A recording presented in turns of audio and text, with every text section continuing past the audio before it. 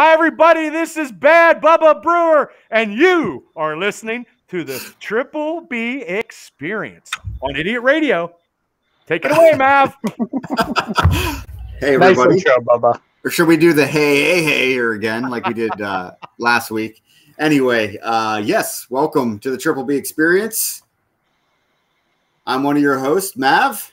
We got Cable. I think he's down at the bottom again. He's down at the bottom on my screen. Okay, and the I'm man under that's you, always Bubba. Cable. You're never under me. It's And then the man that's always on top. And Well, he's the man, the to move- myth, the legend, I like to move Indiana around County's sometimes. finest. I'm trying to put you over, and you I keep know. interrupting me. I'm You see how this sorry. works? I'm Man, sorry. Geez, man. Anything else that I missed there, Bubba? Any other nicknames that we have for you? I don't know. Bubba's good enough. I can't think of anything else. Okay. But thanks No for wonder coming. Mark Madden gets so mad at you because you keep interrupting. Fuck Mark Madden. Anyway, we got just Bubba over here. But yeah, welcome to the Triple B Experience on the Idiot Radio Network today. So we are back on the Idiot Radio Network doing our podcast. Yeah, so where do you want to start, boys? Well, Want to go with Hometown Turf? We had a big game just yesterday. Let's start there. Yeah, that's where we'll start.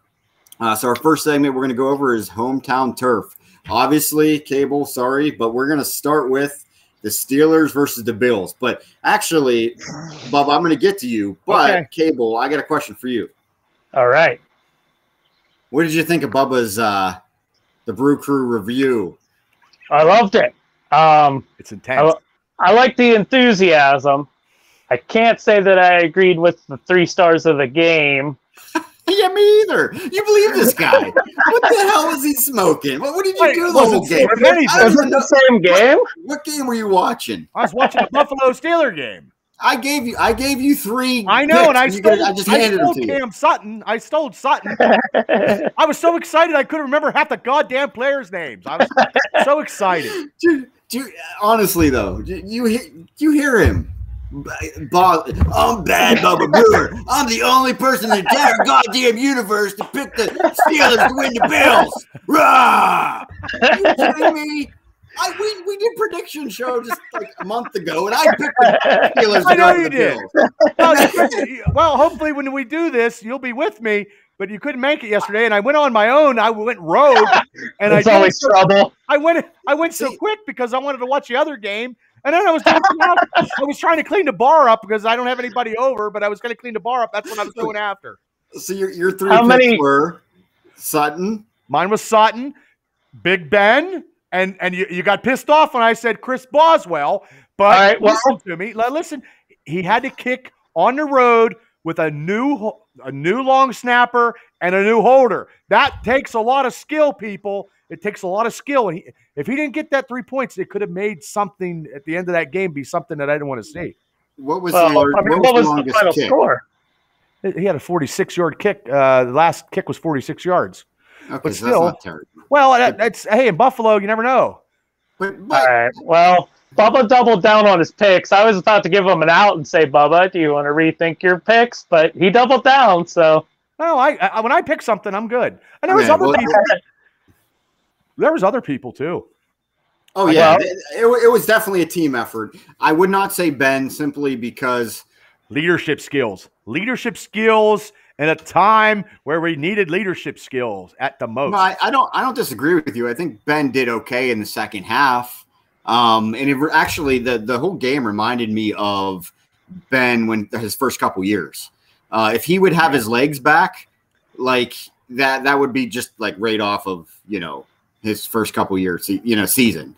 But I can't say him because he played a half. I should, I think Cam Hayward by far was a dominant force. Yeah, he was. Honestly, I mean, they called his name a million times. So I know they both the Cams for me, and even with the touchdown that Cam Sutton gave up, he was in great position. Yeah, Absolute great position. It was just one of those things. That's where Allen placed it. He right on the money, and it's the way it is. Just like when Claypool caught that catch. He went up top, go get it. You know what I mean? And the defender was in a good position. It's just he came down with it. So who are your top three then? Both cams and both cams. Man. What was my other one, Bubs? Let me look here. No, Johnson was good. Johnson was good. Johnson was really good. Ingram? Was it Ingram? Ingram was good too. No, it was not. What did I say? He had a good game. Did I say Johnson? I said Johnson. Game. I think it was Johnson. Both Cams and Johnson, I thought, had great games. I can find it. Well, Juju didn't really call his. They didn't call his number that much. Yeah, I mean, he's quickly becoming the number 3 receiver there. He's yeah. And I always said, not a bad thing. I always said that Johnson. You did say Johnson. Johnson was the best. Sutton. Yeah, those are your 3. And Johnson was. I always felt that he was the best receiver out of the 3. To be honest with you, though, I would have liked to see more of the tight end action. Well, Pat Vermouth got that one pass over the middle. That was great. He didn't go to the tight ends like I thought he was going to do. No, me too. And I thought that was going to be the game plan. At least have him in there run the ball. And Ebron caught 1, maybe 2. I think he caught 1. And you know what? I'm happy if Ben's not throwing 40 times. I'm good with Ben throwing 23 times to maybe 27. But okay, so what was your assessment of Naji? Well, there was no holes for him. He tried. Our line needs a lot of. It needs a steady pace to get cohesiveness, and every game is going to be a little better. And Ben, the short passes in the flat, Ben threw him too high because he would have caught him, and that would have gave him some yardage. And God only knows where he could have. I think he might have scored a touchdown or something. Who knows? You never know. Yeah, he was trying to get him comfortable with some of those throws. He played all 55 offensive plays. Dude, that's incredible. You can't do that every game. I mean, he needs a water break. No, he's a workhorse for sure. Yeah, I mean, did we even see Benny Snell at all? No, fuck no. We're not going to. But we need to see a fullback to block for Harris so he can get some yards. That is the best job ever. Pay me $9 million to sit on my Dago ass and just look at the newspaper and not block. Well, we did see Benny Snell. Only it must have been on special teams because he did get 1 total tackle. Yeah. So, I mean, that is the missing. I love the fullback, and it's never used in the Steeler offense. And Matt Canada should be down on the field, not up high. That's never happened before. They're always on the field. Just my opinion. I don't mind being up in the booth because you could see the field. You could read the field. Well, that first half, I don't know what he was reading. I was calling his offense Canadian bacon on my social media. Canadian bacon. All the Canadian bacon. I do love Canadian bacon, but you'll never get ham. It. Just call it ham. Well, anyway, it was a big game. Yeah, it was a huge victory that 3 months from now could be a deciding factor in maybe a playoff spot. Nobody picked them to go up there. All those sportscasters and everybody picked Buffalo. All those people picked Buffalo. They did, yeah. Yeah, they did. I picked Buffalo. But only Bad Bubba Brewer picked Steelers. I'm the only one. Well, those Buffalo fans. There was a whole 2 minutes left, and they fucking left the building, brother. No, what the hell were they thinking, brother? They left Mav. They left at like 4 minutes and 37 seconds. That Bills Mafia was going out the door. They had tables to jump through. They didn't. They were down by 2 scores. So unless the onside kick work, anybody know the odds of that? It could happen. It dropped way down after they adjusted the rules last year. Because you can't have percentage got even worse. You can't have too many people up, which I didn't know. I don't know all the rules. Hey, it is what it is. You have like a pubic hair chance for that to work. Well, and if it's shaved, you're screwed. Well, that's what I'm saying. But you must have done some manscaping before the game. Then, Cable, you wanted us to beat the Buffalo Bills, though. I did. Yeah, I was happy. I mean, we didn't follow through on our end of it, but what happened on your end?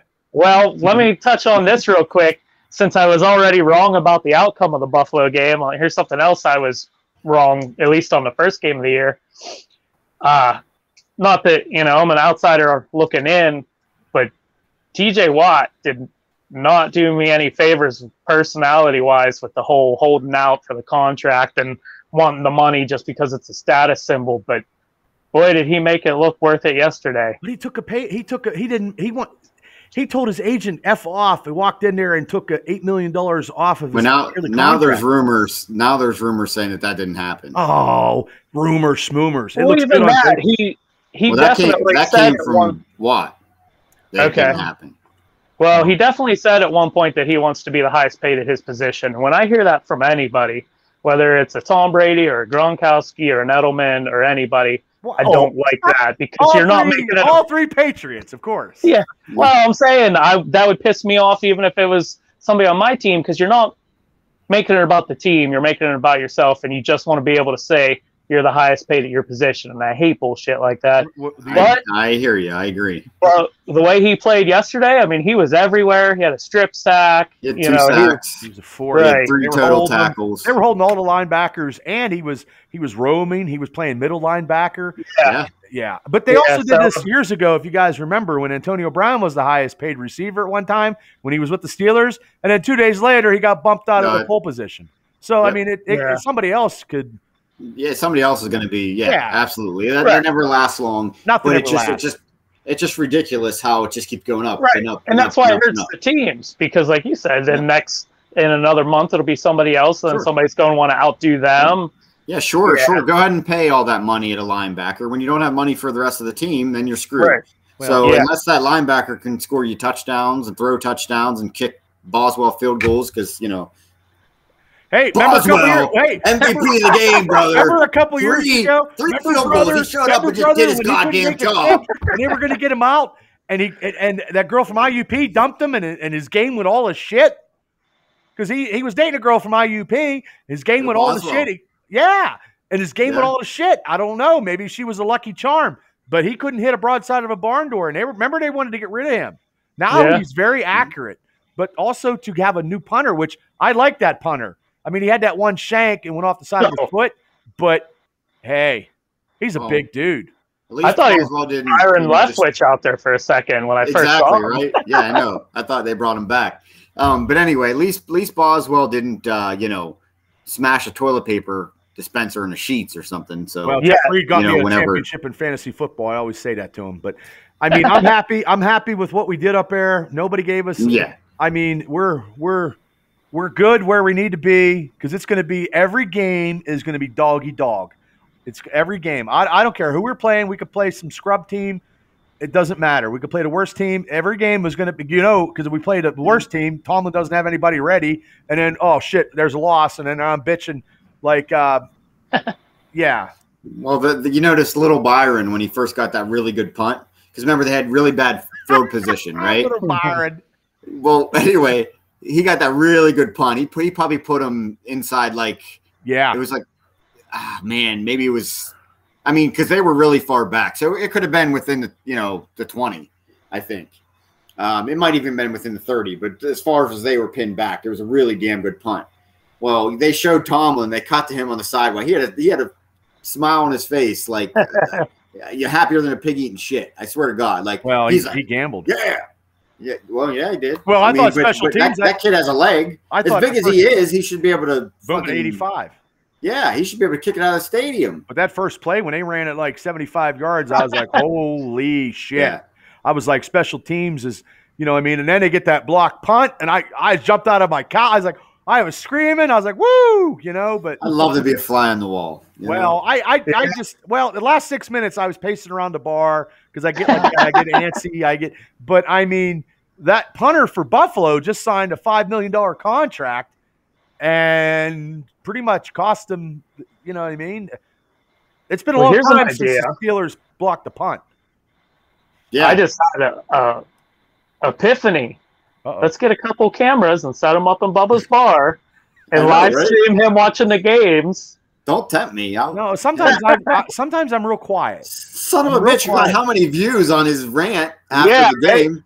Right? I'll put cameras all over, and he'll get tons of views. But it's because I use explicit language, and I'm very passionate about what I talk about. That's fine. We're all adults here. Yeah, I know. It was a great. You know what? Who we haven't talked about is the Norwood kid. He played like 80% on defense. That 7th round pick. He played a good game yesterday. That defense is going to win us some games, and I believe we can. We got to score in the mid-20s, and Ben's got to be a conservative Ben. I'm praying every game. I'm praying because when he took off and ran that 9-yard scamper, and I was like, oh shit. Then he barely got up, but he barely got hit too. If Mason Rudolph or anybody else comes in, it's fucking over. I don't give a fuck what anybody says. We don't have a quarterback. We have one behind Cam Newton. Sign Cam Newton. No way. Didn't Dallas get him? I don't think he signed anywhere yet. I don't think so. Because they were looking. Dallas was looking at him. Well, there was talk of, because now Washington needs a quarterback and Riviera is the coach, but I doubt that'll happen. Yeah. No. Nope. But anything else around the league there, Cable? Anything going on your way in Boston? Well, out of my neck of the woods, we had a bad day and a good day all at the same time. How's that work? Sometimes you got to take those small victories. How does that work? Yeah. Well, I'll tell you. Okay. So yesterday was the first ever game of what a lot of people were hoping is going to be our next franchise quarterback. So everybody, I'm sure, was like me, antsy in the pantsy to see how he did. I want to play you guys so bad. Had to wait around till 4:30, and the opening drive on 3rd down, he gets a huge sack for a loss. I think he actually fumbled, and we recovered, and whatever, that'll happen. He's a rookie and everything. But the game happened, and we lost, and it was by a point, and we had like 8 penalties for like almost 100 yards, 2 fumbles. You can't win like that. An interception, right? Very, unpatriot style football. But wait a minute, unpatriot. What is the Patriot? You let the other team make the mistakes. Oh, okay. Well, I mean, if you look at our percentage of games where we win the turnover battle and the penalty battle, I mean, we never play a game that sloppy, So well, let me tell you something, brother. If you would have had a kicker like Boswell, you would have got that point, brother. Yeah, he would have kicked the field goal. We would have vitamins. They would have won that damn game. He'd have been your third player. Fuck no. Did he just say that? I'll never make a kicker a third player. What about your ex-boy Thursday night with 1:24? Dude, that's nobody gives. You can't give that guy time. Yeah. No time. Not even a millimeter a second. Yeah, Antonio Brown is back, and I hate to say it, but he's going to get over 1,000 yards and 10 to 13 touchdowns. Yeah, Gronk is killing them. I can't tell you. But yeah, so all in all, we lost, and it was to a division opponent, which sucks. But Belichick's got a quickly growing bad record of playing against former coaches for whatever reason. He just can't beat anybody. He's got a losing record against his Tomlin was a assistant former coach. That'd have been great. He could beat him easy. Yeah. Oh man.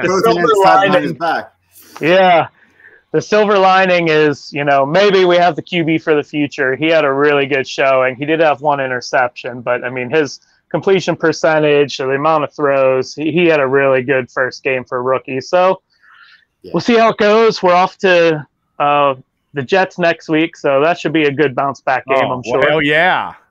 Yeah. Yep. And we go to Vegas. Well, Vegas comes here. You can put Steve Grogan in at 75 years old against New York Jets, and you'll be good to go.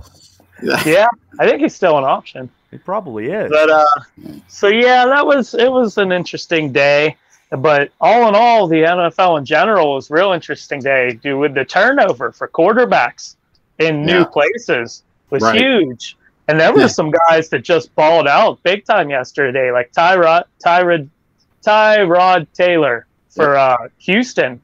Dude, he killed it. I mean, they scored like 40 points, somewhere in the 40s, I think. If Buffalo would have kept him, they would have beat us. Nobody ever started him in any league. He didn't start. Right? Nobody started him in any fantasy football league at all. Well, and then last year he was with the Chargers, and then his lung got punctured by the team doctor, and that ushered in the Justin Herbert era. Yeah. But he had a killer game. Yeah, that was how I tell you, somebody who didn't have a killer game was Aaron Rodgers. Oh, that guy. Did he phone it in, or what the heck was going on? I didn't watch the game. He's thinking about hosting Jeopardy. But that's good. That's good because we got to go out to Green Bay. And if he's playing like shit, go ahead, bench him. Bench him. Go ahead. That'll just add more fuel to the fire. Hopefully he's not starting to get motivated by the time you guys got to play him. Yeah, I'm sure he will. We got to play him like in October here. I think it was one of those. I think it was one of those things that he just said, "Well, I'll show him." You know what I mean? If they want to play that way, I'll just guide this game. No, but the next game he could snack back and he'll throw 20 touchdowns. It's ridiculous. Yeah. Jameis Winston had a great game in New Orleans too. Yep. Boy, was it weird seeing Drew Brees on Sunday Night Football last night too. Yeah. But Matthew Stafford, he had a great game for the Rams. Well, Bubs, I know you have Monday Night Football on as well, but they also had like the broadcast with the Mannings? Like, I don't know. I didn't see that, but I'd watch it if they did because I do like Peyton Manning. Yeah, go ahead, Gary. Do you have it, Gary? Yeah. Okay. What are you watching it on? I'm watching it on – what the hell am I watching? I'm just watching the regular game because Eli Manning drives me crazy. He's like a wet blanket. Oh, okay. His brother's entertaining as hell, but Eli Manning is literally like – don't get me started on that fucking asshole. But he is my hero in certain ways. Oh, the Patriots killer. But they're doing like a simulcast thing where they're going to have their regular Monday night crew, and then on a different channel, you got the two Manning brothers doing the commentary, which I would imagine is going to kill the original crew's ratings. It was almost annoying and overtook the game. That's why I turned it off. I'm like, oh yeah, I'll watch that. But then they're like, I know John Gruden right now is saying in the quarterback's ear, lefty, right, B42. Or, I'm like, Omaha. Watch the game. I don't need. I don't want to get into that. Yeah, right. Like, quit barking at me. Yeah, it's like no, that's bad. But the majority of the people, like, Peyton's really likable. I guess Eli might be. Funny. He's funny. That's why. His brother is a wet blanket. For Monday Night Football, their commentary team has been almost unwatchable until like last season. Like they suck, especially when Gruden was there and he was kissing everybody's ass, like every big name player. It's because he was looking for a job, man. Yeah, I guess so.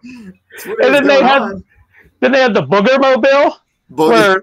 Yeah, he was down on the sidelines on that seat, and like if you had a front row seat, he's in your way. Yep. Like, there's no way around it. Like, who the hell approved the Booger Mobile? Like, what the fuck? But they had a pretty good team. Vince McMahon would come up with. Oh yeah, I'm sure. Maybe they consulted him on that. Maybe, yeah. That's good shit. Yep. Yeah. Well, anyway, so Pitt football 2-0. How about that?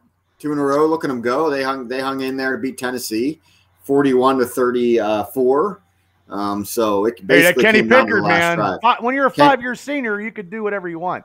Kenny Pickett is the ticket, baby. Well, hopefully he'll be the new Steelers quarterback. Hey, whatever. He's already. No, we don't want that. Well, we don't want that, I promise. It's probably better than Mason Rudolph. Well, I don't know. And then Penn State's 2-0. 2-0 Penn State. I don't know. I'm just looking at real quick. The Ravens season-ending injuries. 1, 2, 3, 4, 5. 5 guys from the Ravens are winning. Injured. Starters. Boom. Yeah, but it's Las Vegas. You can't. Well, like I said, bite your tongue. I hate the Ravens. I mean, it don't affect me. I always hated the Ravens. I can't fucking stand them. So. Oh, they just held their ground there. Yeah. Well. But anyway, I mean, I'm happy that we won in Buffalo. Yep. Raiders are coming home, home opener, and then feels good to be back. Feels good to have fans back too. It does. All seriousness aside, and me ribbing Bubba for his 3 picks, and Well, we got 16 more weeks, so I can only imagine the picks I'm gonna make. Well, I can't wait for those because you're racking up the ratings. So yeah. Good job. Well, our viewer count jumped, or our subscriber count jumped up. I'm sure that has something to do with it too. Well, we're working on it. We're working on the Triple B Experience YouTube channel. We're working on it. Now, this is the Triple B Experience podcast on Idiot Radio. So it's all the brand. This is the OG podcast, and a lot of things have stemmed off this since, then we got all these shows and whatnot, which we'll get into here, probably here in the next segment, which we might as well just jump into it. Sure. But that was our hometown turf segment there. Now let's go into the Bubba video recording, the BVR. Oh my! So we named it this before cable was a part of it. So we just called it BVR. Instead of DVR, we called it Bubba's video recording. So let's get into it. We can call it R video recording. So the three of us are RVR. The R O U R. It's BVR. Anyway, sorry. That's the way we're going to leave it for now. I tried. But anyway, so let's get into what if, gentlemen. I think we're all caught up on that. I'm caught up. Take it away. This is your niche here. How about it? Me or Bubba? Oh gosh. He said you. He said you. Okay, Bubba said something too, and I couldn't hear you. All right. So what if? The episode number 4. I really like that episode. That was the Doctor Strange episode. Yeah, that was pretty good. That was dark. I liked it. It was dark, and it was hard to watch, at the beginning there where he just kept losing Christine over and over again. I like that spin. And it's nothing new, because we're 5 episodes in now. Episode 5 didn't really do this much, but there's just something I love about watching them recreate scenes from the movie in that animation style. It's just cool. I like it. The intro still does it for me. I like that. And that story, really spun out to where I didn't expect it to go. But that was a good episode. And that might cable go over into the movie a little bit. Maybe. Yeah, it might. Yeah, we'll have to see. There's definitely some sinister vibes coming off of Doctor Strange in the Spider-Man trailer. So we'll see. And then that might come, play into the Doctor Strange 2. And then episode 5 was Marvel Zombies, which was cool. Good. That was good. That was good. You know what? I couldn't get into that one as much. Why? No. I'm not into zombies like you. I'm not into zombies at all, but they're actually making Hank Pym in these what ifs as the bad guy all the time. Like Hank Pym is the catalyst of being pure evil every time. All the time. But I liked it myself, and I'm not real familiar with the comic series. I know that there are Marvel Zombies. I don't have it because I never got into it, guys. I just never got into it, but it was a real big seller, and they could talk and they could think, and I just didn't. I don't like the zombies and superhero stuff. And they were using bow and arrows and I don't like all kinds of crap. It's I don't like that at all. Yeah, that was out there for me. What surprised me though was how violent it was and how many people we saw killed off in it for being Disney Plus. But it was well executed, and I was in the same boat as you guys. I mean, I'm not a huge zombie person anyway, but watching them use their powers and weapons and stuff was odd. But I didn't think too much about it. I just kind of rolled with it. But seeing like the zombified version of some of the characters was pretty cool. And Kevin Feige, he must have a hard-on for making Wanda the most sympathetic and killing Vision, because every chance he gets, they do that. But go ahead. I was just gonna say I like, where that story led and the reveal of Scarlet Witch zombified, and I love that end there with zombie Thanos. That was cool. It was more of a visual episode. Like, I just saw a bunch of cool stuff being thrown at me and I liked it. The plot didn't do a whole lot for me, but I liked the episode. I think I liked it because it went more than I expected it to, went harder than I expected. So, but it was good. And this week, I believe it's the episode that they showed in the trailer where Killmonger saves Tony Stark from being abducted when he gets attacked in Afghanistan. And I don't know where it leads from there, but I assume Tony doesn't become Iron Man then, because he doesn't need the arc reactor in his chest or anything. And I don't know if Killmonger, becomes the actual Black Panther. But like all the episodes, it's fun to see where they go, and it's cool to have a different idea. Well, actually, the zombie one, I'm gonna go back real quick. When they had the head of Ant-Man in the comic book, it was the head of the Wasp, and also T'Challa in the comic book was also getting cut up and used to eat. You know what I mean? Same as the comic book, same as the animated show. So they got that the same. So I mean, I thought it was good, but I mean, they're using, they had Mark Ruffalo, and he turned into the Hulk, which is good, and they don't use the Hulk enough, so. And I'm a big Hulk fan, but they don't use him enough in anything. But I think I told you guys before, and probably it was one of our unscripted episodes and stuff, but I enjoy the realism that they make me feel in like these, cinematic universe movies, or I don't like the real far-fetched, like out there, like the stuff like the zombies. I almost like to feel like Captain America could be real. Right. Yeah, I mean, I know. Yes, I like the grounding aspect of it. Thank you. That's a good way to put it. I know they're superheroes. They have superpowers. It's never going to happen. But I like it to feel like that it could. And to me, the zombies I'm not. It was a good story, but I'm not into that. But it's just a what if, and it's just another take on an alternate storyline. Yeah, and I wouldn't ever keep going. No, go ahead, because I lost my train of thought. Well, fucked you up. But that's okay. I would never want to see it in the movies, but in something like this, like a self-contained what if episode where, you're looking at infinite possibilities. I liked it. But yeah, I don't ever want to see that come into like the actual live action movies or anything. No. Yeah. No. Yeah, I agree. But I think that is where we're at as far as what if. How many episodes are we supposed to get out of this? We're going to get 10, and then next year, season 2. Okay. So I like them. I like the alternative. Like, I like how they brought the Watcher.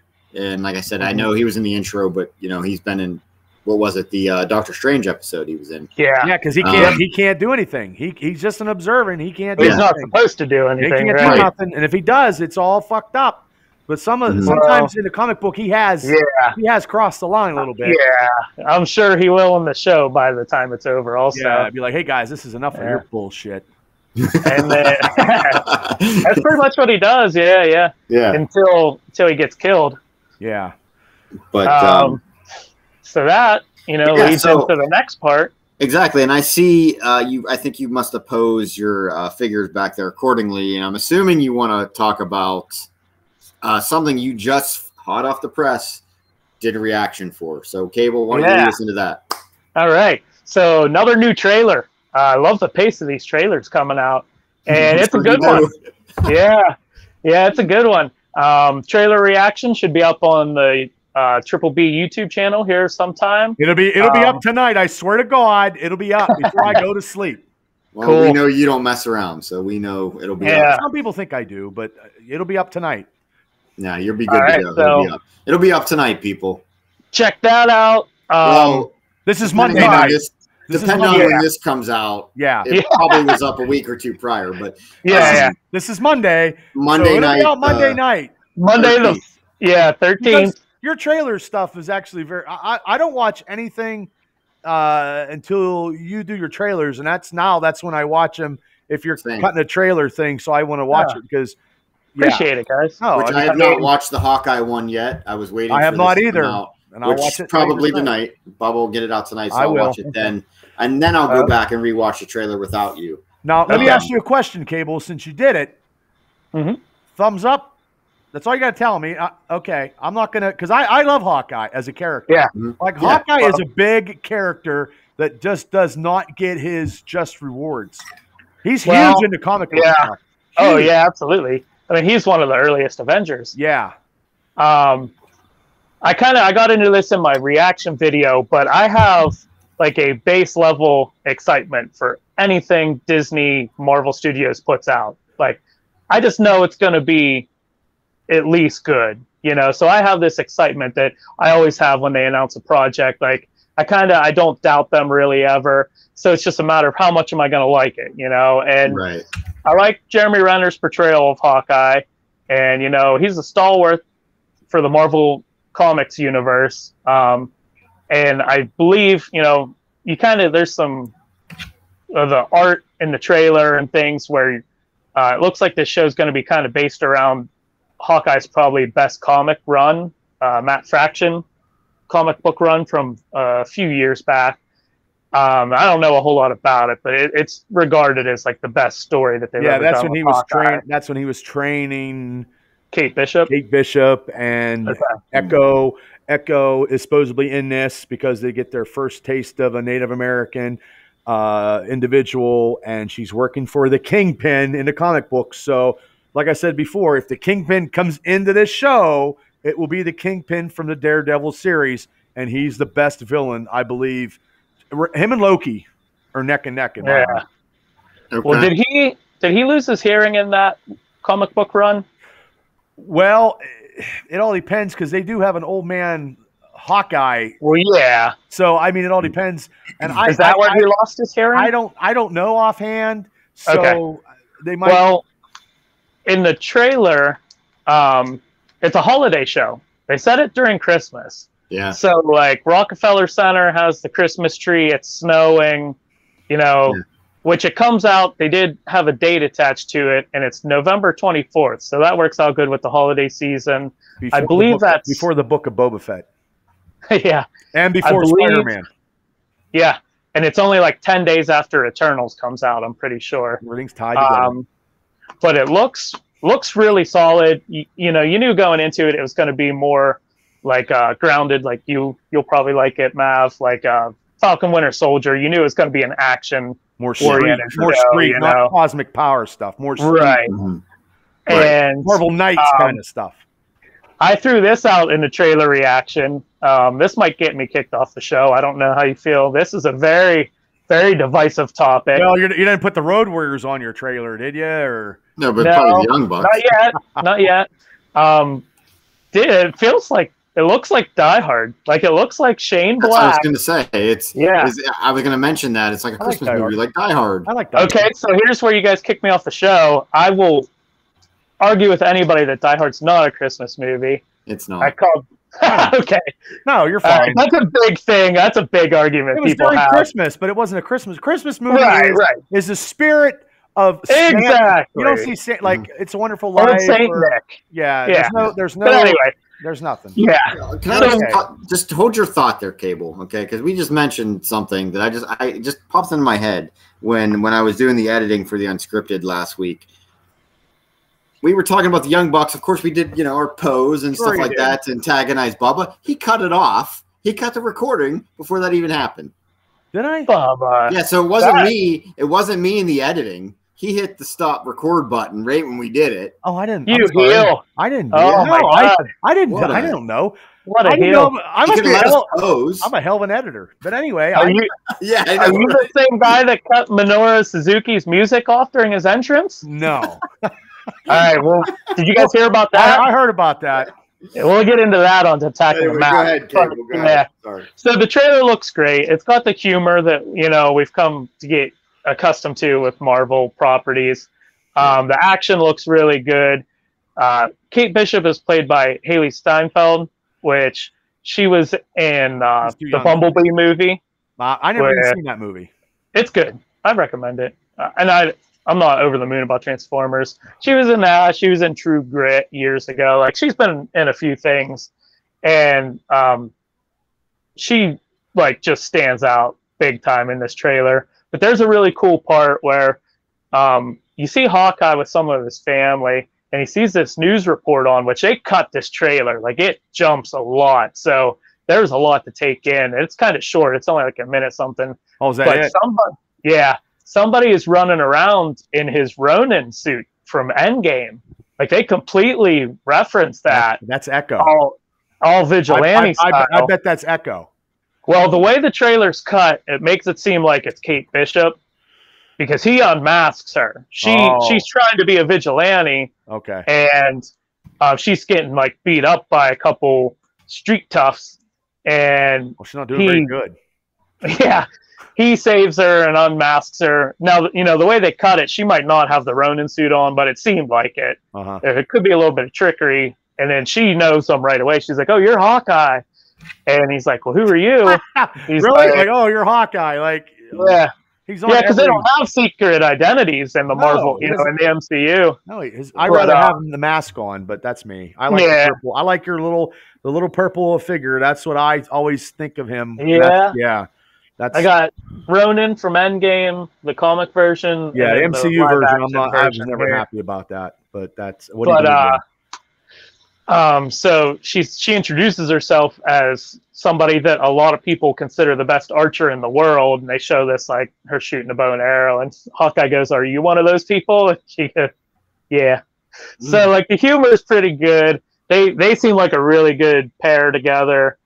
There's a cool part where they're going down this highway, and he's got like his quiver of trick arrows, and he's telling her, "Don't use this one." He's driving, and he's like, "Well, don't use that one. Definitely don't use that one." She's like, "I'm insulted that you said, can you not say definitely like that?" So she grabs this one and shoots at a vehicle following them, and it blows the vehicle up.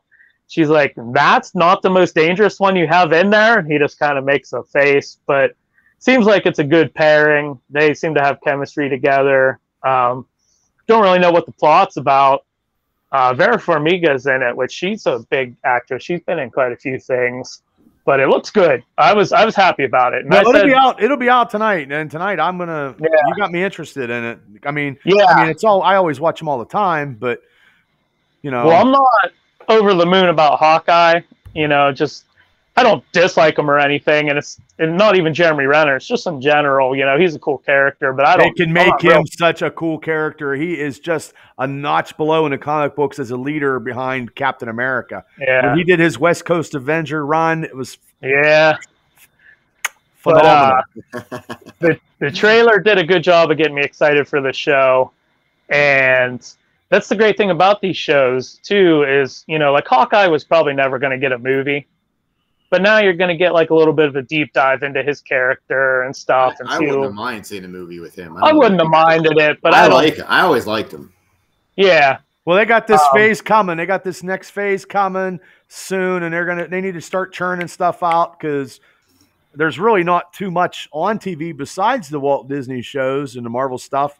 And there's not really much on.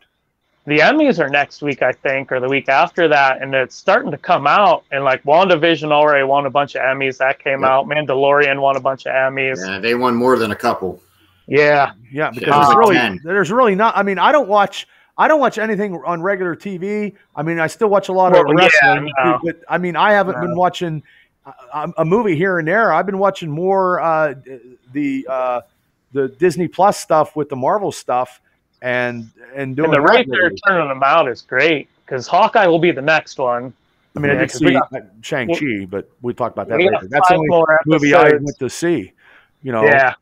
And the only thing I saw was the only thing I saw that I completed, which was comic book related or whatever, is Sweet Tooth, and I finished it. And they're doing a second season, but it's like apocalyptic stuff, and I mean, it's okay.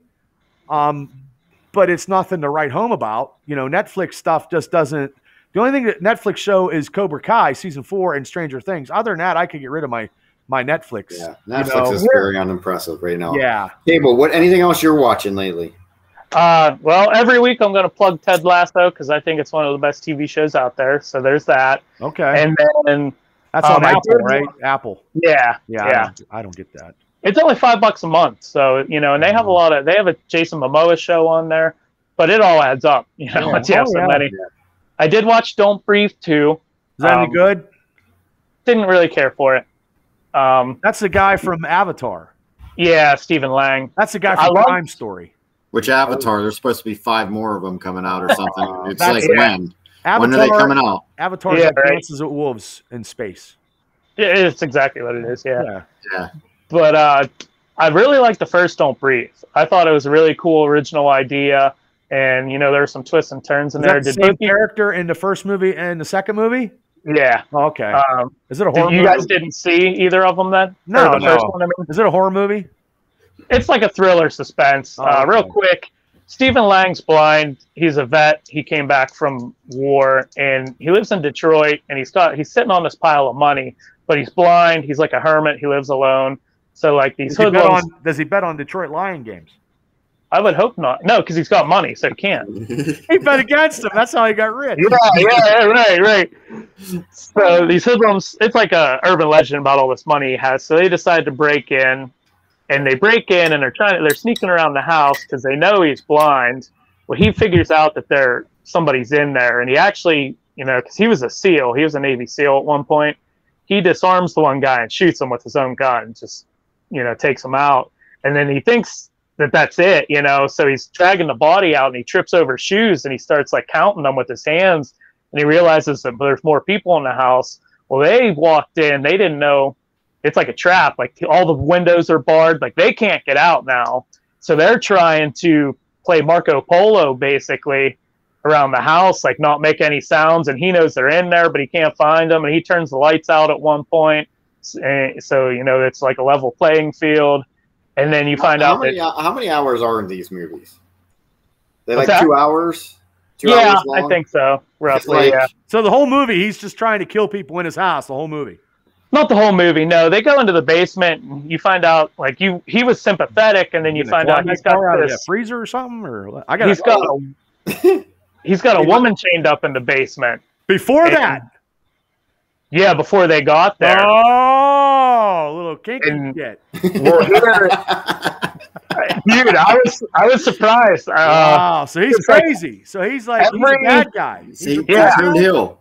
Well, every good movie, especially horror thriller, should have a scene that like shocks you to where you'll remember that forever. Like that's kind of a good metric for horror thriller suspense. I don't like movie. horror. I can't get into horror movies. Dude, you're gonna love this. So the reason he's got her chained up in the basement is because his daughter was killed in a drunk driving accident years before. It was her. No, he kidnapped a woman, and he has a turkey baster that he's trying to artificially inseminate her so she'll birth him a new daughter.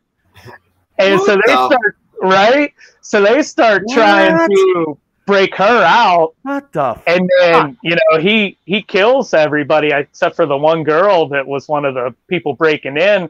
But it's like a bonkers movie. It's crazy. So, when the movie's over, you're like, holy shit, this guy's a piece of shit. Okay, so the piece of shit guy had a turkey baster. Yeah. And in the second movie, what did he do? He wanted a girl fucking chained up for Christmas? Like, the second movie, he's got a little girl. And you're like, holy shit. Wait, he has a kid. He actually went through with it. Yeah. He's got this girl, and you're like, holy shit, he went through with it, And you find out that he kidnapped this girl. There was a house that burnt down, and she like made it out of the house and passed out, and he like stumbled across her. So he took her home, and she was real young. So she's grown up only knowing him. And he's kind of like he's paranoid. He's a doomsday prepper type person. So he's got her like running routes. Like he's got a Rottweiler that's like chasing her like it's, in a obstacle course type thing. Movie. Yeah, I gotta have to watch this by myself. You're like, where'd this girl come from? And here these guys break into his house again. Yeah, different people. Well, they're here for the girl this time. Her dad is one of the people that broke in, and so they kidnap the girl back. And I won't tell you much if you're going to watch it, but this is interesting. This is a compelling, a triple B experience stuff here. So her dad. How old is this kid? Like 10, maybe. So the fire. He's had her for like 5-7 years or something like that. Dad, 5 years later, just decided to go look for his fucking kid in the neighborhood. Deadbeat bastard. Yeah, and that's exactly what it is. Oh my God! The fire that burned down the house. Her parents were meth heads, and they had a meth lab in their house. Oh, and it's a fucked up movie. The mom, oh, dude, this gets really fucked up. The mom, from working in this meth lab, is all fucked up. Like her heart's failing her. So the only reason they come to find this girl is so that they can do a transplant. She can have her daughter's heart, so she can keep living. And it's just crazy because you're like. You go into Don't Breathe 2, and you're like, how are they gonna center this movie around this guy that is a piece of shit from the first movie? So they make him a good guy? No, No, because the dad tells the girl that he kidnapped you from me. He's not your dad. But I'm a kid, so hey. Like, what the Yeah. Are you going to watch this movie, Mav? Are you going to watch this movie? Well, it sounds kind of fun. I just might. Oh, man, we should have a watch one. We should do a watch. One, I'd be laughing my ass off. Dude, the first one I highly, highly recommend. But the second one went more of like an action route than like horror thriller. So I wasn't big on it. He kidnapped the girl. Yeah. Right. And he, oh my God. I mean, he atones for it. Oh, dude, yeah, that part, I'll never forget that for as long as I live. I'll never I got to see this because I don't. No, wait a second. I just got to specify here because this is going to sway if Bubba actually watches it or not. Mm-hmm. Does it show anything with the turkey baster or it's just speculated? Does he use it to fucking cook it? He doesn't use it, but it's loaded and ready to go. So is he impotent at this point, or like? Wow. They don't get into any of that. That's sick shit. They don't even say where this came from or anything. R-rated, everybody. R-rated. He's got the original woman chained up in the basement, and he hears them down in the basement. So he comes storming down, and he just starts shooting his gun, and he actually shoots the woman that he had chained up. So now she can't she can't produce a baby. He's shooting everybody in his house, and the neighbor's like, "Oh, it's just a fucking party by the black guy." So it's like the ghettoest ghetto of Detroit. Okay. So my thoughts are here. Okay, so he's trying to impregnate her with a turkey baster, and we're talking about this for way too long. But anyway, this is compelling. Yeah, he's going to try to inseminate her with a turkey baster. If he did get her pregnant, what was his plan then? Was he going to deliver the baby himself? Probably. I mean, they don't ever go into it. I would imagine. He seems pretty capable. He's got this grown woman chained up in the basement while he's a blind dude. I don't watch this kind of stuff, but you got me like. Well, where it gets even crazier is after he kills the woman, one of the original group of 3 that broke into the house, one of them's a girl. So now he takes her, and he wants to inseminate her, and that's where it's like, holy shit, what is happening here? See, I don't like horror movies. I don't even like this kind of stuff. People are sick, man. But I probably will watch it now because you put it out there, so I'm gonna have to. It's good. The first one I can't recommend. Devil's Rejects or something. I don't know. I'm not into that kind of stuff. I really am not. Just because I got long hair don't mean I'm into horror movies. I don't know. He's in the horror movies. I've been in a couple horror movies, but I'm just not into that stuff. I like science fiction movies. Wow, that's hey. There you go, ladies and gentlemen. Cable's review of a movie of a. He might have got 2 more people to watch, so they should be paying him. Don't breathe. But what baffles me is you actually said you were in a couple horror movies. Now that's funny. That's funny. Yeah. Anyway. Yeah, I know. Move along. We are going to the attacking the mat segment. Oh my. So why don't we start out? Why don't we start out with this? I know you had mentioned yesterday that you watched the ROH pay-per-view. So why don't we just briefly touch base on that? Briefly. Not a lot going on there. No, I don't know a lot of the guys from Ring of Honor because I don't watch it as much as I should because I did back in the day because of you, Mav. A lot of the guys aren't there anymore. They do have, EC3. Jay Lethal, and they have EC3 and they have the Briscoes. But I was impressed. The Briscoes will never leave. Yeah, well, I was impressed when they had Lee Moriarty come out. And he was in a 6-man because he just got signed with AEW. So, and then I was so cool. It was so cool to have the Reverend Ron Hunt come out with Shane Taylor Promotions. So I thought that was awesome because the Rev's a good dude. And I drafted him in Fight Underground when that organization was going. I have no clue what's going on now, but the Rev's a good guy, great independent worker. And it was just cool to see those guys on this pay-per-view and the main event. They had a ladies. I don't even know who won. A young girl won the championship, the ladies championship. The 2 young girls and I don't even know her name, and I'm sorry. And the 4-way for the title was Bandito was the Ring of Honor champion. And I know that the pure champion was Grissom, Jonathan Grissom. Am I correct? He lost to Josh Woods. Woods beat him that was probably the best match of the show, maybe. But I'm not. I was just watching that and football at the same time because I got that box, and so it was okay, but nothing to write home about. Is Dalton Castle still there? Oh, he was there. Yeah. He should have been gone somewhere else. Just wasted talent, I think. I always liked him. Yeah, I'm surprised we didn't see him in anything bigger. Yeah. To be honest with you. So, I mean, I don't know. It's not as good as it used to be. But that was my review. Well, if you want to call it that. If you think about it, Ring of Honor was basically all elite on a much smaller scale, and Right. then all those guys ended up either going to WWE or New Japan, but they basically started a lot of what WWE's recent years with Daniel Bryan and Samoa Joe and Seth Rollins, and the list goes on. And then also, those guys went to New Japan, and now they're all elite. When you're talking about Hangman Adam Page, and you're talking about the Young Bucks. Oh, there you go. Kevin Owens was, I can't edit that out. It's too soon. Adam Cole. Adam Cole, baby.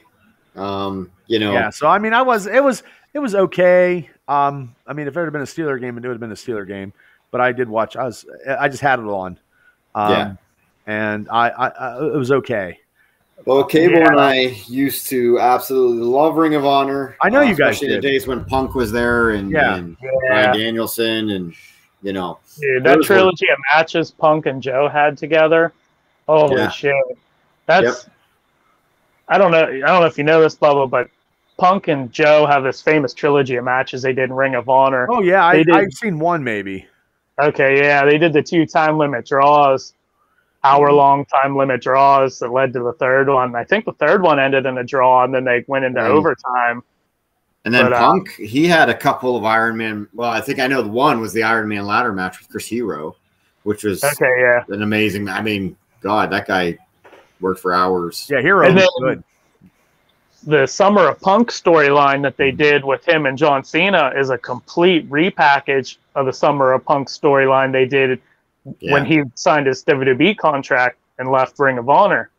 His character work, like he signed the WWE contract on top of the Ring of Honor title. Yep. Well, yeah. It's not nothing like it was back then. I mean, just my opinion. Which the Summer of Punk in WWE was on SmackDown, correct? I believe was when he was on SmackDown, because Punk basically did whatever the hell he wanted because nobody watched SmackDown. So well, the fight was on Raw, I thought. Was it? Did they have because they undone the brand split so many times too. They might not have had a brand split at that time. They're going to do it again too here pretty soon. Why? They don't even have a roster. I don't know. But speaking of SmackDown, they had the Madison Square Garden and they had like 4 or 5 matches and it was a big draw, big money maker. And they cut that the ladies tag match with Carmella and Selena Vega. They cut that match out and because the promo between Edge and Rollins went too long.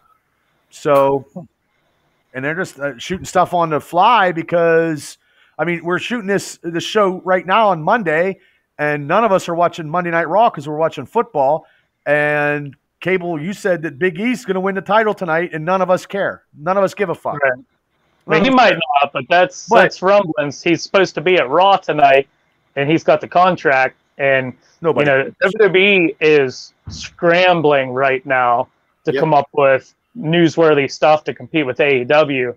You could tell, I mean, Brock's always going to be in a certain type of shape, but when he made that appearance at SummerSlam, he wasn't in Brock Lesnar wrestling shape. Like, that was a very hasty decision. I think they called him up because nobody's talking about him. He just looks big. He looks big, but he doesn't look. Oh, yeah.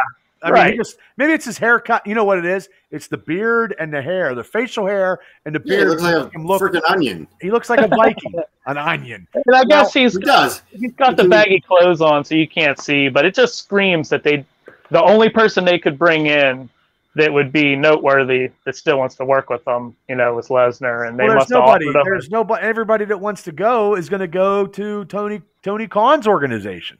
Well, I don't believe this, but there's rumors circling the dirt sheets now that Taker's going to be at SmackDown Friday night. But why? For what? Because they want to bring in the casual crowd. They want to bring in as many people as they can and get their name back out there. Nobody cares. Nobody cares to see The Undertaker anymore. Just like barely could scrape his ass off the map. I mean, look what they did to Hogan. They were booing him at WrestleMania. Boo. Yeah. I mean, too much of a good thing is a bad thing, and he's been around way too long. Right. It's like...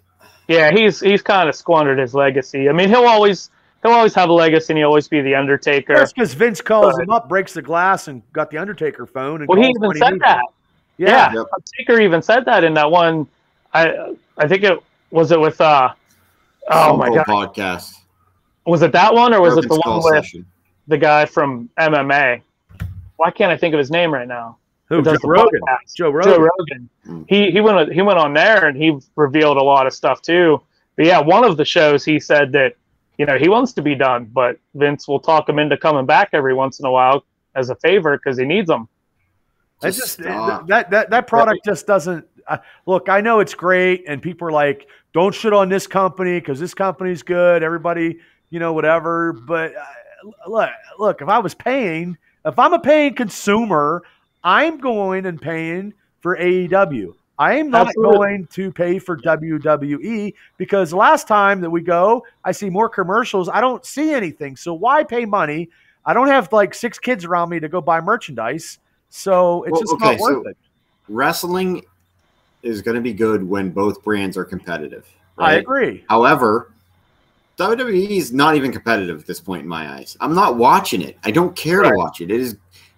I'm sick of them feeding me garbage. I'm going to watch AEW where they let the guys wrestle. It's not these weird off-the-wall gimmicks that nobody cares about. Do I have my concerns with AEW? Yes. I think the roster is getting too big. They can't take them all. They just keep signing guys left and right. They don't have enough TV time. I don't like the idea of them having creative control completely. So, I mean, it's starting to scare me a little bit, like WCW, though I'm hoping that they have better minds than what WCW did. They're getting big. I mean, if you go online and look at the salary those guys are making, they're making big money. Like, they don't need that big money to, I mean, you could still don't kill the golden goose. Take a golden egg. Right, too. I mean, there's a lot of stuff online, too, though. That's not right. You also got to keep in mind, these guys don't get health insurance. They got to pay for their own health insurance. And we all know how expensive that can be. Right. And the thing that's a killer with WWE, I was giving it a go for a few months back. That was when I finally gave up on Raw.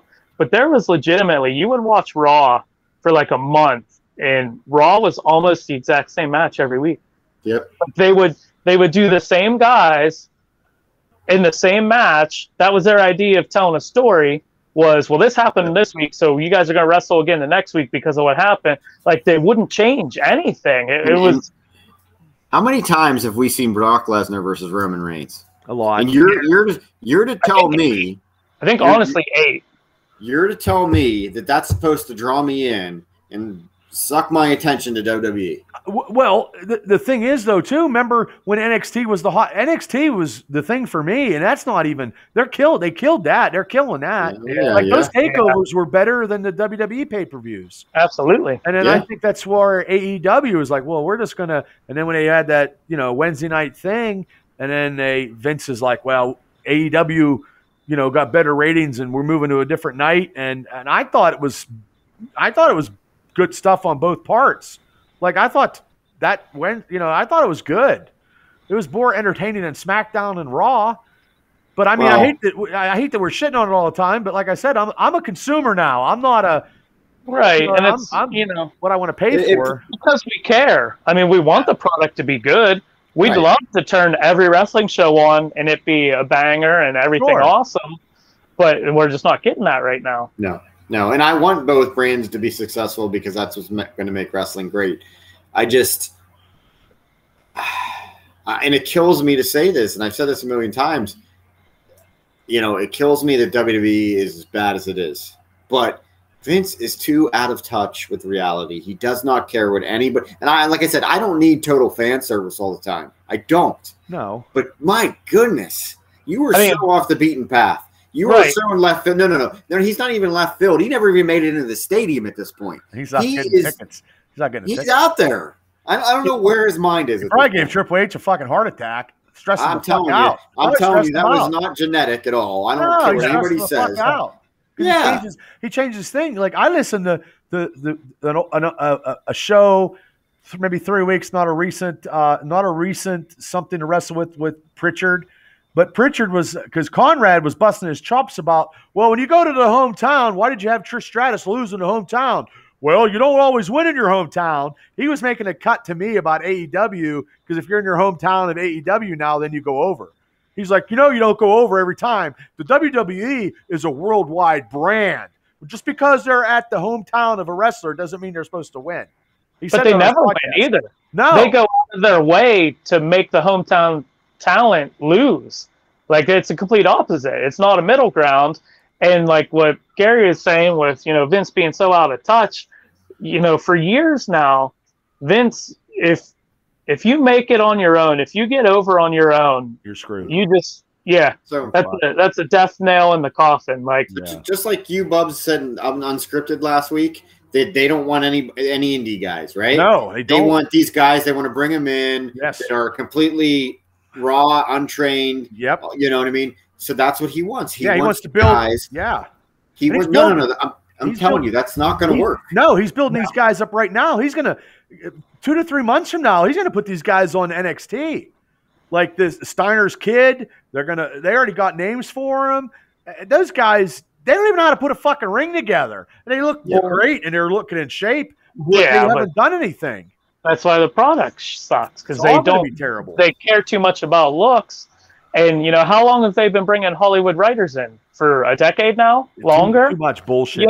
That's bullshit. People that have no, idea of wrestling. Freddie Prinze Jr. is a son of a bitch.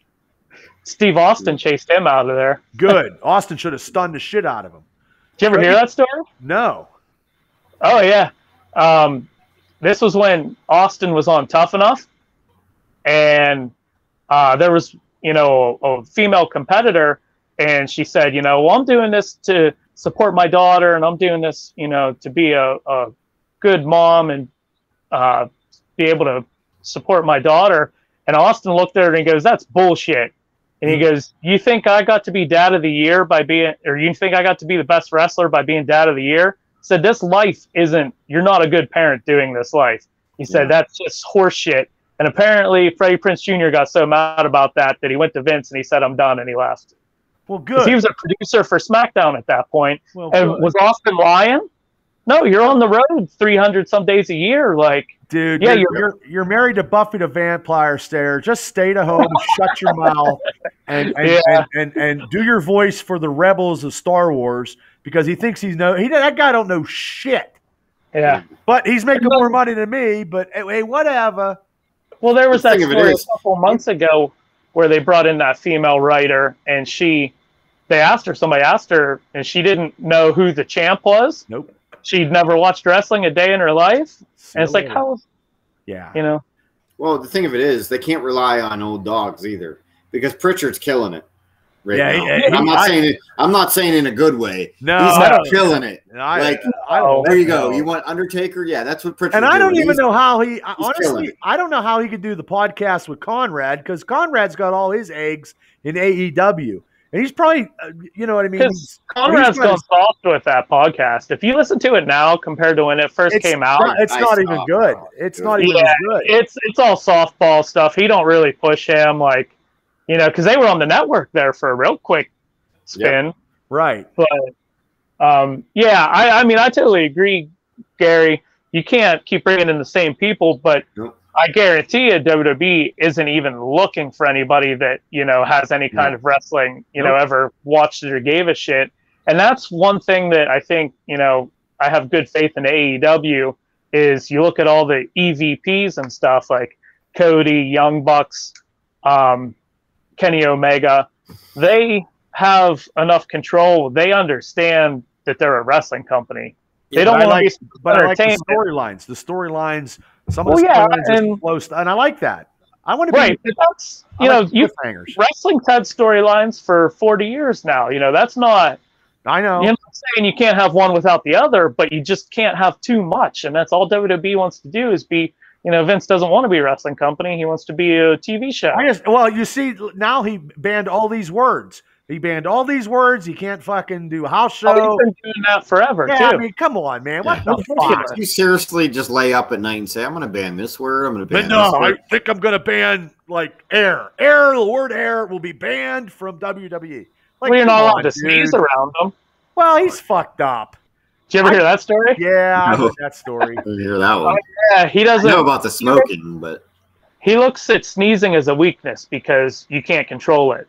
So if somebody sneezes in his vicinity, he looks at them as a weak person. So someone ate a big giant bowl of chili and a whole bunch of thing and had to shit.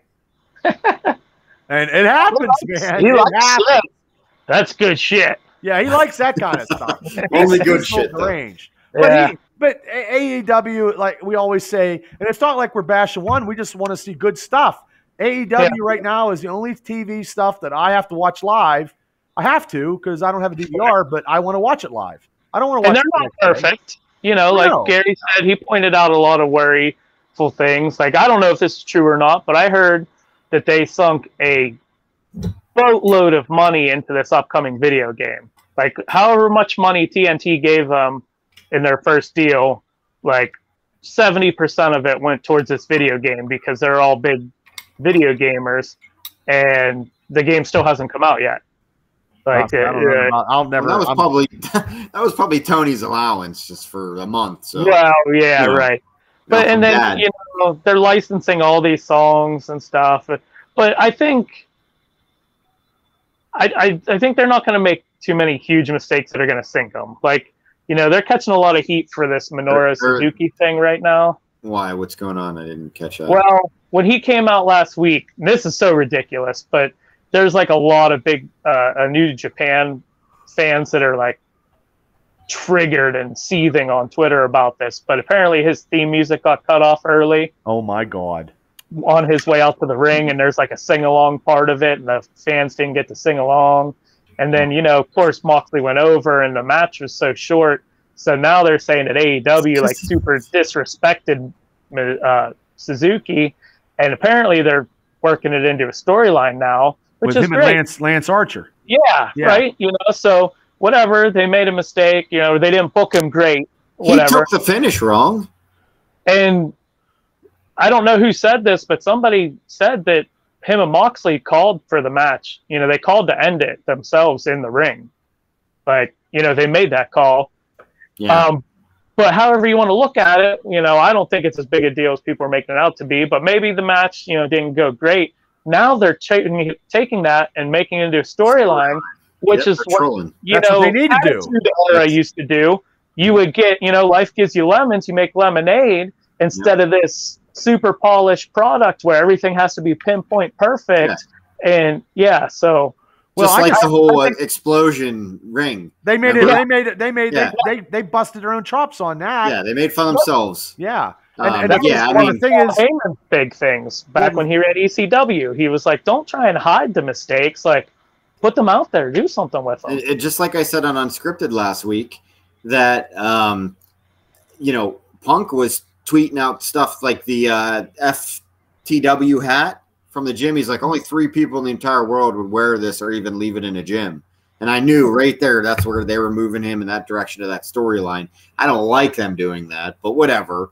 But it gives him something to do instead of going right for a title shot. Yeah, I mean, I don't think he should go to the title shot. I don't think Daniel Bryan should either. Nobody that gets signed should go to a title shot. Well, Daniel Bryan is. I know, and something's going to happen. Danielson. Yeah, sorry, but I mean, they also have this tapings down at the old Impact Studios, and they're using all these younger guys that they signed, and they're using this, and it goes on at 7 on Mondays. So they're giving people, they're using that, and then everything's dark elevation before, after, or whatever.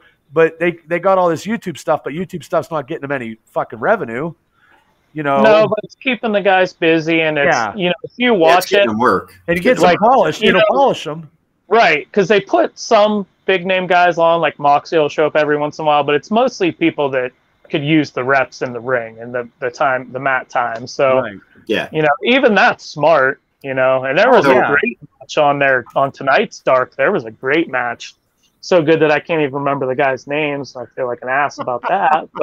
But they use local. They're using local talent. They used a couple. Well, this was the guy that you just said was on Ring of Honor. Lee Morality. Yeah, him and the guy that's paired up with that 2.0. He's like okay. He kind of reminds me of like Thatcher or something. Well, they had the one girl from Pittsburgh real quick. I think she fought Thunder Rosa on this show tonight. Yeah. Okay. From Rise Wrestling. So I mean, hey, they're using people, and that's what they're doing. They're going to sign, but they can't sign every independent wrestler in the world because they don't have. They just don't. Right. If you're on Dark, you're not signed either. You're just coming in to work. Let them go to Impact and let them go to Ring of Honor. But especially if they're having this partnership with Impact and Impact or New Japan and MLW, whoever NWA, whoever else is involved with that. I mean, once the world, or if it ever opens up again, you're going to see some good stuff, because if they start, cross mixing promotions, things are going to get great. Shit. That's good stuff, because you never know on a pay-per-view who's coming through the curtain. Right. Well, just like it All Out, it kind of got lost in the shuffle, but how big did you guys pop when Suzuki walked out after Moxley's match? Great. I was losing my shit. I didn't know who he was. I thought, honestly, he looked like the guy from the Hollywood from Big Trouble in Little China. I don't know every Japanese guy. I don't. That's cool. Yeah. I mean, there's enough wrestling out there. I don't know everything. I try to know a lot of stuff, but too many tree limbs. Yeah, tree limbs hit my head, a couple concussions. I don't know. I tell you what. He did know the Pittsburgh Steelers were going to be the Buffalo Bills. He's the only one in the entire universe, brother, that picked the Steelers. And Boswell's going to carry him to the Super Bowl. And you did too. I'll take one game at a time. One game at a time. He did know that. Sweet He may not know it all, but he knew that. One game at a time. The only one that knew that. Well, I got to try to be entertaining. Whoever knew it, I appreciate you guys handing the Bills a loss. Well, thank you for that. Well, we appreciate it too. Yeah, we take any win we can get. So. Yeah, but wow, we're just wrapping it up. See, it just ended like it just wilted a little bit. Well, but we got it out. We got everything we need to talk about, because there's so much, and we do with the attacking the mat segment. There isn't a lot to talk about, but we could talk about AEW versus WWE till we're blue in the face. We always do, and it comes into that conversation, and we're always, and it's, ladies and gentlemen, listening to this podcast show, we are not anti WWE. We want to see good stuff. So we're just anti bad product. Yes. But anyway, guys, right now we are going to have a little bit of fun here. I always like to do this with the podcast. I like the would you rather or the what if kind of questions. So I got a list of questions, random questions. Okay. That I put out, random ones. Okay. Nothing too specific to like any of our topics or anything. Some of them I tried, but not all of them. But these are just random. So the first one, and you both have a chance to answer here. But the first one is, would you rather team up with Wonder Woman or Captain Marvel? Go ahead, Cable.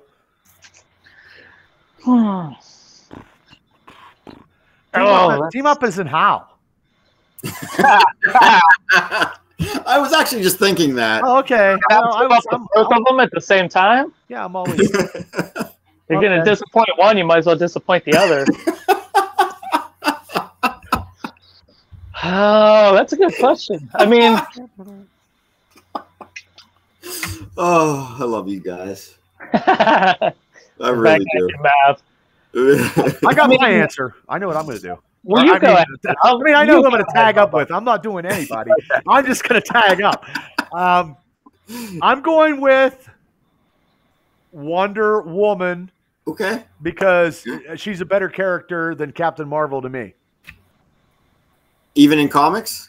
Yeah, she has a more prestige history, and In the movies, she's hotter.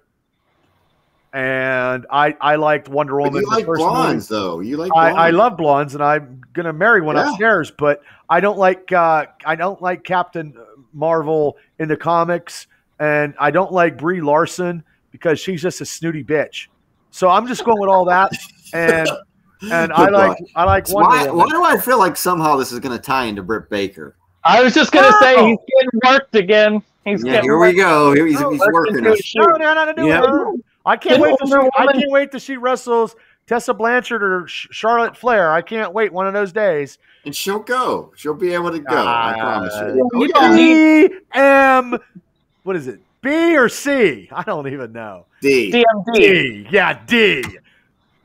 You don't need two A stars in a match. You need an A and a B. And she I don't know. I mean, Wonder Woman, like Bubba said, Wonder Woman's got the history. She's more prestigious, even though I think she did blackface for a while. And they kind of killed her in the 80s a little bit, or the 70s. They put her like in a dress and stuff. But Captain Marvel, I mean, she's been around for a long time. Her origin and backstory is pretty butchered, but I kind of like Captain Marvel for the last 20 years or so. Like she got knocked up in Avengers 200. Marcus smashed her, and no one impregnated her, but all of a sudden she got pregnant, and the Avengers was a turkey baster. Yeah, the turkey baster. Yeah. Yep. And the Avengers were like, oh, okay, you go with him. And then she got all pissed off because they didn't even like wonder how she got pregnant or whatever. And then Rogue took her powers. Yeah, they both had they both had spells of bad writing, which a lot of the women characters have. I think every character in comic books have spell of bad writing. Well, yeah. I like Wonder Woman's Amazon roots. Sure. And like Greek mythology tie into that. But I'm going to go with Captain Marvel. Okay. I like her power set. I like her power set better. Well, you know what's cool, too, before we get off this to another question is Wonder Woman has that invisible jet. And that'd be cool if she let me just let me drive it around, and then I wouldn't want her to fucking lasso me because the lasso of truth would get me in trouble. You can't tell a lie. Well, what's cool is Captain Marvel doesn't have a jet, so I just have to ride Captain Marvel around. Well, there you go. That's a good one. I didn't really even think about this one that much. This one you just asked us? Put it down. Yeah, so I don't know. I'm just gonna go with Wonder Woman just because I like brunettes better. Okay, but I do like blondes though. Simple. I really do. I do. Keep it simple. Yeah, I just simplicity is my thing. Yeah. But anyway, yes. So the next one is: would you rather talk like Yoda or breathe like Darth Vader? Oh, that's simple. Breathe like Vader. Breathe like Vader. I do it now when I'm on my CPAP. I do. But sometimes you talk like Yoda too, unintentionally. Oh, sometimes in the text messages. Oh, I know, because I'm dyslexic. Oh my god! Let's pull back the curtain here. Let's do a little behind the scenes for everybody too. In our group chat, Bubba sent us a graphic he made for the first game of the year. And the first attempt, I forget what the top said, and then the bottom of it said, Fist of the year. And I was, Mav, you liked it. You clicked loved it, and I was like, he didn't get a chance to really look at that yet. No, I was just going to let it go. I didn't fucking know. And then people on my social media are like, hey, Bubba, you're supposed to be doing like that? And I go, doing what? Because I did it so fast, because honestly, I did it at work. And I had to hurry up because I had to have one eye up and one eye down. And I was like, fuck, how the fuck can I didn't spell, fuck, I had to redo it. I love that Bubba just leaned into the camera and whispered, like, work won't hear if they don't, Because they need to watch. Catch me if you can. You wish they were watching. Subscribe if I let you. Anyway, I just figured, hey, joke's on him. Whatever. No, fist. I thought he was talking about a whole different show. Like fist in the buffalo or something. I don't know. I can't. You can get a good look at a butcher's ass if you stick his head up. When I do stuff too fast, I didn't proofread it and I hurried up and sent it because I was doing three things at one time. So to be honest with you, I'm not Captain like punctuation or my great grammar's by any means, but sometimes I have to read your text message at least 40 times to try to interpret. My grammar used to be good. I was an academic student in high school. I don't know all these fucking chestnuts. I don't even know what happened. Like I can't even fucking write if you don't use it, you lose it. I can't spell anymore. I can't write a paper to save my life. Well, good thing you don't have to. But I'll breathe like any other way. My text messages are like Yoda. Hey, I love Yoda. I'm just saying. Oh, I know you do. Yeah, no, I like the intimidation factor of the breathing from Vader. It's cool. Oh, I love dressing up. You both would pick. I'm going with Yoda.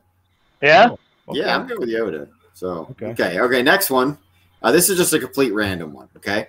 Just complete random. Where do you get this stuff? You get this stuff online or something? Yeah, well, I know a guy. Connections. Oh, okay. I know a guy. Okay. Would you rather find true love today or win the lottery within the next year? Lottery. That's my true love. You know how many toys I could buy with that? How many more do you need? A lot. You better buy hit me a up. house, brother, with that, and then get the toys because you're going to need more room. That's true. That is true. You know what you need? A man shed. You just need a man shed and put all your stuff in there. See, if I win the lottery, I could buy my toys, I could buy a house to put them in, and I can buy love. You could buy all the love you need. Yeah. Wow. Bubs, I know what you got. No. I'm speechless. No, I'm going to say what I truly feel because I owned a fucking wrestling company when I was paying all the bills, so I had money and shit. I didn't ever had a significant other that like supported me through all this stuff. She's upstairs. Stuck with me. So, well, I love you too, but not in that kind of way. But no, I'm straight. Right. But anyway, I would take the love. I would because the money, hopefully, because I'm not going to meet anybody like Tammy ever. There is nobody in the world. She will never meet anybody like anybody like me because I'm the ace of spades and I'm the diamond that keeps on shining. We don't do diamond references on the show. Oh, sorry. But anyway, but no, I would take the love because. But don't get me wrong. I'd have to work, and then hopefully a month later I hit the Powerball or something. But I would take that because I got a good tag team partner. This is the best partner I ever had in my entire life. Well, it takes a special person to deal with you. So no, I'm not that bad. I'm not really that bad. Like I just I ask her for a lot of ideas and stuff. She tells me a lot of stuff and stuff like that. But I've dated a whole bunch of floozies way back when. I'm not. Hey, it is what it is. I dated a bunch of skeezers. I had to meet the queen, and the queen's upstairs. So I would take that, the love. For being married over a decade, I could say I'll take the money. Okay, well, real quick. Oh God, Mav. Anyway, what about you, Mav? I take the money. Anyway,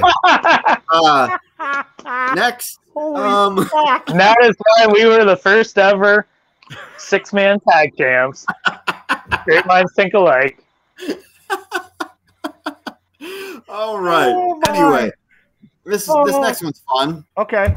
Might get us in trouble, but we'll see. Well, I thought the last one might get you in trouble. But anyway, keep going. Whatever. Would you rather have another 10 years with your partner or one night stand with a celebrity crush? Or a one night stand with your celebrity crush? I mean, I'm trying to get out of mine. This one doesn't even count for me. Oh, and it's mutual. I mean, she can't even get mad. It's mutual at this point, but yeah, one night stand. Yeah. Oh my God. Well, I would have to have a sub note. I don't know. You mean a get out of jail free card is what you need? Yeah, you have to get permission, and then. Hall pass. Honestly, I wouldn't even know. I wouldn't even know who I'd. Yeah. Okay, let's just do this. Well, Pamela Well, Anderson. it's not Britt Baker. Well, Pamela, it's not Britt Baker, and Pamela Anderson has, I think, hepatitis. But I used to like Pamela. Well, I used to like more than that. Well, yeah, but I used to like Pamela Anderson, but also Okay, too. well, hold on. Time out. Let's do this. What is your? Let's just go with this. This will keep everything safe. Okay. What is your celebrity crush? I don't think I have one. You don't have one. Cable. But you can't fucking reincarnate Marilyn Monroe. You just can't. That's sick. Marilyn Monroe. Marilyn Monroe. No, I mean I'm dating. I'm dating a blonde, vivacious girl upstairs. So there. I mean, what do I? I mean, I'm not trying to take the easy way out. I mean, I just want to know. And everybody didn't think I could date her in the first fucking place. So it's the mystique of how. You know what I mean? Like can't think of any celebrity. There's nobody. I mean, I don't even know. Okay, well, you're the only one that's actually manly enough to answer the original question. But who is your celebrity crush? I guess Jenna Jameson. Me and Bubba are going to plead the fifth. One would be. I can't. There's this metal band, and the lead singer. She's a celebrity crush. She's not much of a celebrity, but there's this metal band named Ginger, and she's the front woman for this band, and I like her. Shit. Well, when I was a kid, it was Winnie Cooper on fucking Wonder Years. That's awesome. But also, awesome. Too, I did have a thing for Pamela Anderson. Who's Tamika? Yeah, Pamela Anderson turned me into early puberty there. Yeah, and I used to like Jenny McCarthy, but I just realized she was batshit crazy. Yeah, well, I don't have I don't have like a celebrity crush. Like the celebrity crush I have would be like The Rock, but I'm straight. That's awesome. I mean, I love The Rock. You know, he makes good tequila. I know, and I drink with him, but there ain't no way I could eat carbs and work out with him. He'd fucking kill me. I can't. I'm fucking out of shape. But how about you, Matt? Yeah, who would your celebrity crush? Celebrity crush, man. I have too many, I think. No, I don't know. Good question, man. I should have thought about these before Stevie Nicks or Prime would be good, man. Ooh, Stevie Nicks. I always really loved Michelle Branch. Yeah, I remember that. Who the fuck's that? Yeah, you do. She was a singer. Oh. No, I didn't. No. Oh, I thought you were. Oh, here's another one. No. Kim Basinger. I always fucking thought Kim Basinger was smoking hot. 8.5 weeks. Yeah. I always really liked Amy Adams. I don't know why. Yeah. I always really liked her. Amy Adams. Who's that? She played in Superman. Yeah, she's the new Lois Lane. She played in Trouble with the Curve. She actually has red hair. I don't. Trying to think of who else. Yeah, that's about it. I don't know how I don't have a better answer because that's all I follow on social media. Like I don't. Right. You guys and then famous women. That's it. You guys and famous women. Okay. What about? How about just go with wrestlers then? Female wrestlers.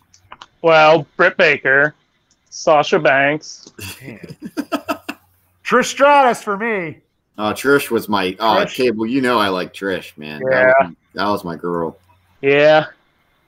I liked her a lot. Charlotte. Yeah, I always liked Lita. I think Charlotte's smoking. Charlotte just her body's too much like her old I don't know. Paige. She's starting. Yeah, well, Paige and Charlotte, they both started getting a lot of plastic surgery. Yeah. Yeah. But that's who else? There's back in the day it was Missy Hyatt. Back in the day. It was Missy Hyatt. Well, there was this one on Dark, AEW Dark tonight, Sky Blue. She's a cutie. Oh yeah? I've probably seen her, I just haven't. Yeah. She was in the Casino Battle Royal at All Out. She was like the Chicago. Oh yeah, I know what you're talking about. Yeah, that's about it. Like I really didn't have like Marilyn Monroe. Really, I mean, because she's the epitome of a voluptuous blonde. I mean, if you like Marilyn Monroe's the queen of like. She looked good. I mean, it's a shame she got killed or died or whatever. But yeah, I always had things for blondes. I always had things for blondes, even though I like since Bailey cut her hair off, I like her look now. Bailey don't do it. Yeah, I'll go with. Yeah. So yeah, blondes. And I'm all in the attributes. Oh, Alexa Bliss. Yeah. Yeah, Alexa Bliss. How did I? They have to be attributes. I think WWE just ruined her so bad that I try to forget about her now. Yeah, that's true. Anyway, we'll move on to the last one. Last one, final. Okay. Would you rather have universal respect or unlimited power? Oh. I know. Ultimate power. This one's tricky for me. People don't fucking respect you anyway anymore. So yeah, the power. Give me the fucking power. And if you don't like it, fuck you. That'd be great. Yeah. You don't fucking respect me, fuck you. Seriously though, ultimate power. Yeah. Because then you're going to get respect. And if you don't get respect, you bitch slap them right across the mouth until you get it. And if you don't get it, you will not want to be in a room with a guy who has ultimate power. Ultimate power. And I go on to see that's tricky for me because I don't care about either. But I feel like I give out enough respect. I got to answer the question. Yeah. I'm trying to be respectful, but people don't give. I feel like I give out enough respect that if somebody isn't going to respect me back, then there's nothing I can do about it. Do you give them respect if they don't respect you? I don't go out of my way to disrespect them. I figure that's their own problem and they can deal with it. I'm a very it is what it is personality. Like I don't, I turn the other cheek a lot. I don't. I'm fucking like fucking Soprano. I'm like Tony Soprano. Well, this nurse I let have it at the hospital right before we got on this call. She fucked me off. And then the power. I don't try. Bubba, Mav, you know this too. With great power comes great responsibility. Yeah, but I wouldn't abuse it. I wouldn't abuse it. Though. Well, I don't want responsibility. I'm running away from that. Me, I'm the type of person. I'm not greedy for much, but I am greedy for respect. Type of thing. Like, I feel like if people respect you, that's powerful. These are hard questions, right? Yeah. Like, if people respect you, you have the power in the room in a lot of ways. Certain ways, not all. It all depends on how you handle yourself. Like when I go to work and I walk into a room, but honestly too, they don't. Some of those people don't give a plug nickel anymore. You could bust your ass. But remember, it's universal respect. So they have to respect you. Well, that's because I have power, and they will because the power through fear. Yeah. Well, it's because it's fear. Yeah. I'm just. It's the Vader mask. It's drawing them to the dark side.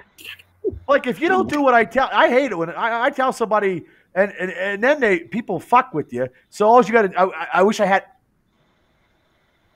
Like that. You know what I mean? Force choke. Yeah. No. Just the power to. It's a crazy question, and I give a crazy answer. But realistically, nobody respects anybody. And if people don't respect me, I respect myself. I don't have to fucking get a pat on the back or an acknowledgement. I already knew that I do something good anyway. So don't fucking tell me because I already know. That's all I do. My mindset is, like I said, if people respect you, if it's universal respect, everyone respects you, that's going to come with power itself.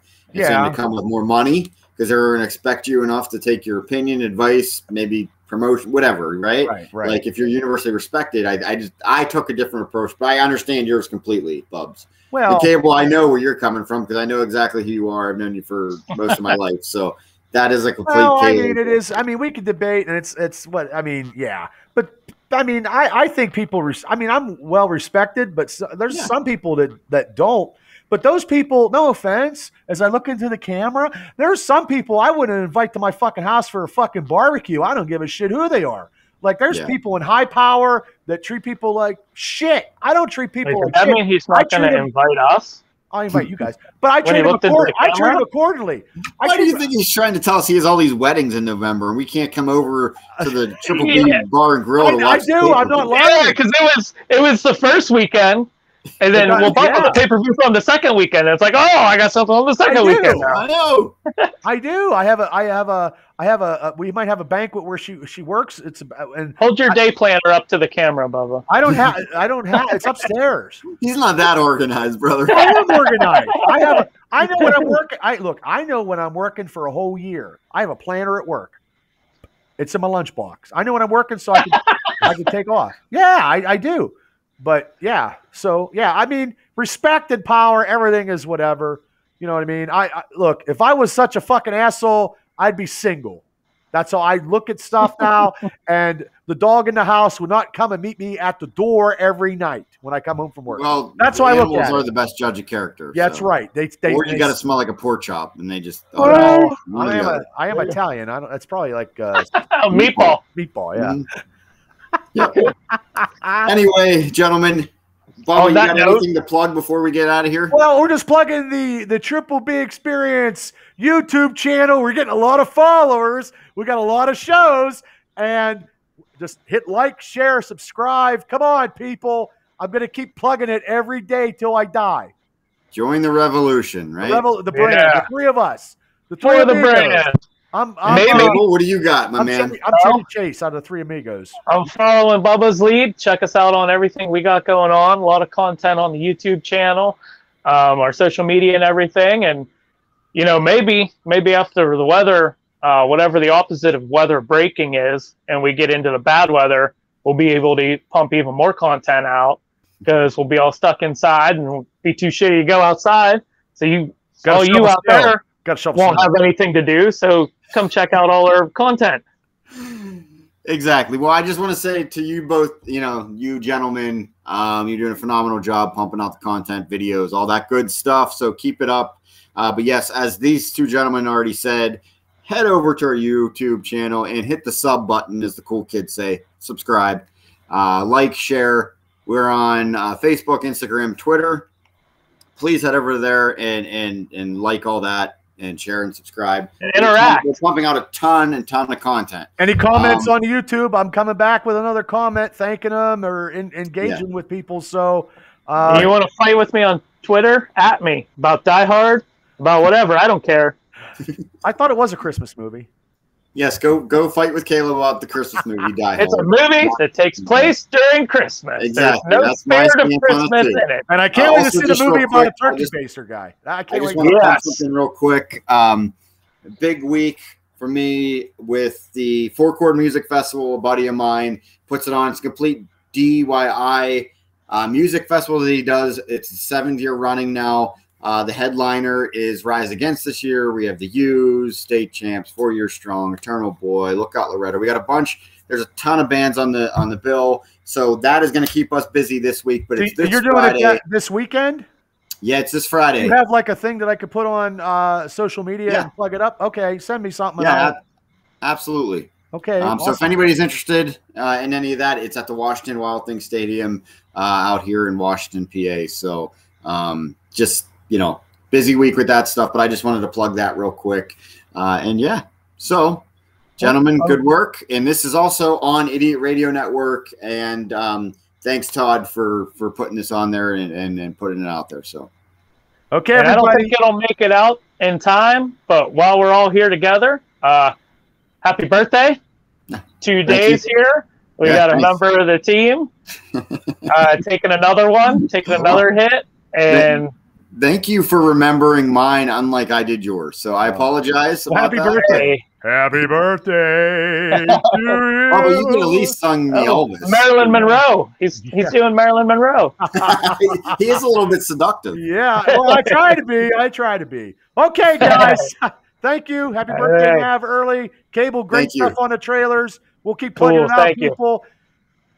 Just keep liking us and keep listening to what our stuff is, because I think that we're the 3 best goddamn entertaining podcasts going today.